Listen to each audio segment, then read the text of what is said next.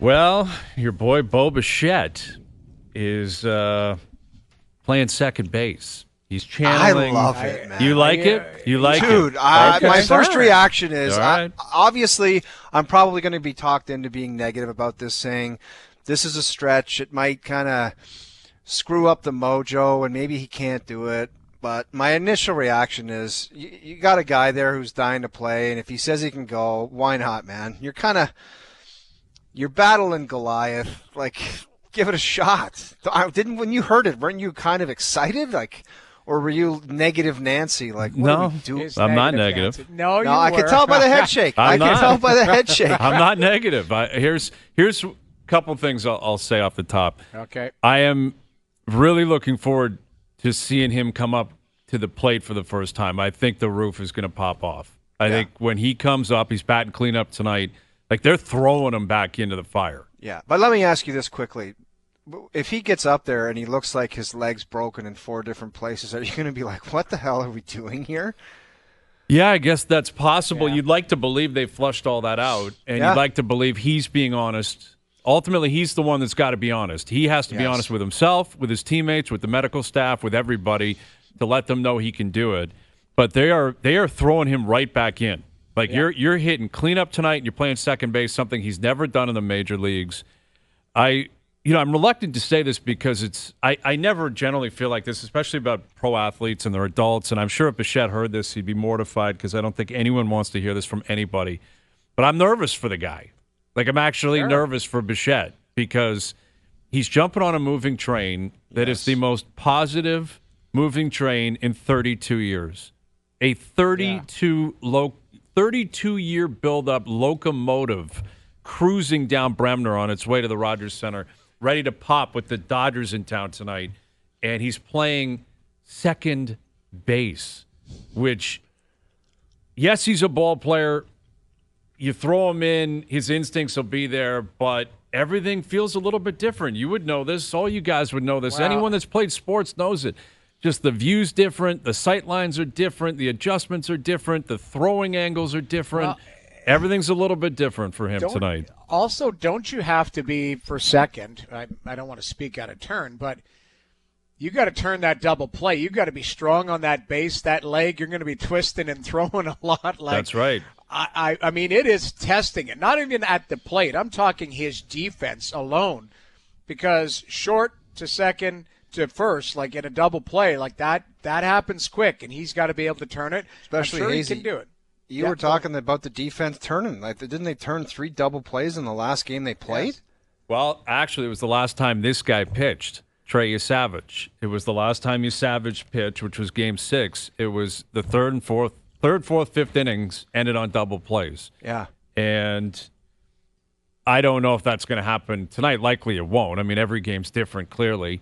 But at some point, if he's going to play second base, and this could be an easing in process, but I doubt it because Jimenez has been so good, and short is a more important position. Shortstop is the more important defensive position.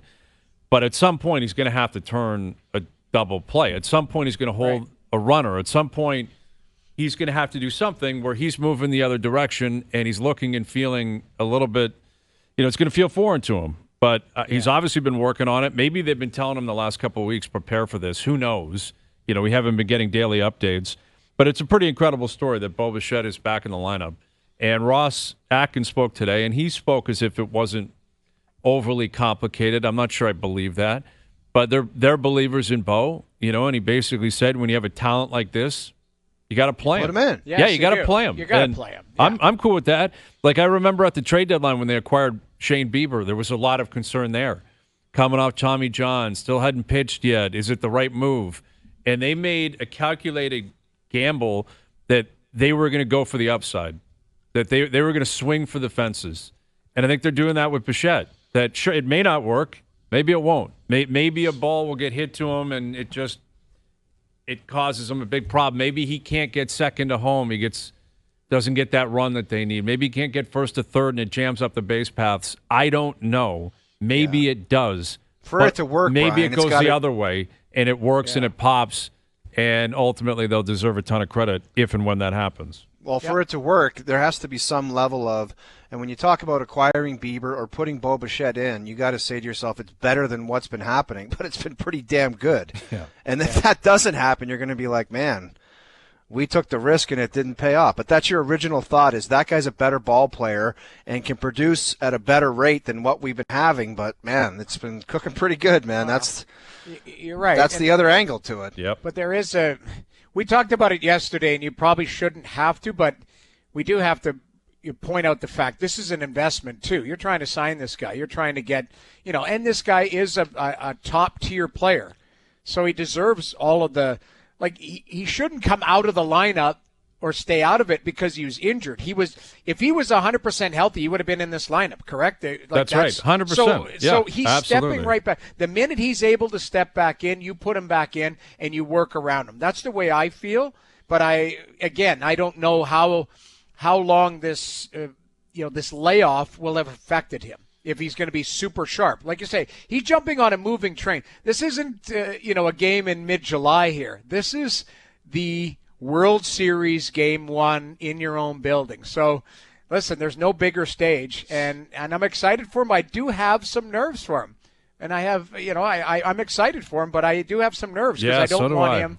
You think the contract's involved, Hayes, with any of this? I don't think so. I don't think so. I'd like to believe not, but it is business. We can talk about it as if, we're all naive and it's just these guys are playing a game and they're out there at the park. It is business. It is relationship building. What, do you think the agent would send a message saying, well, I can't imagine. Him in there. I can't imagine that would happen. And if so, shame on him. And that's on Bichette. Should tell the guy, shut up. It's the World Series. I don't believe so. But I do, it's natural, I think, that to have that in the back of your mind on both ends. What's Bichette thinking? He's a big part of your team. He's a leader on your team. He's been a huge part of your team for a decade now, or close to it, at least when he was drafted, coming up through the minors. And he's been a massive piece for 5 years. So there's a lot of different elements that go into it. But ultimately, he's an immense talent. He was great this year. He was incredibly clutch. Bichette was incredibly clutch. You put runners in scoring position with Bo at the plate. He was the best in the league at one point during this season. So they're going to need all hands on deck.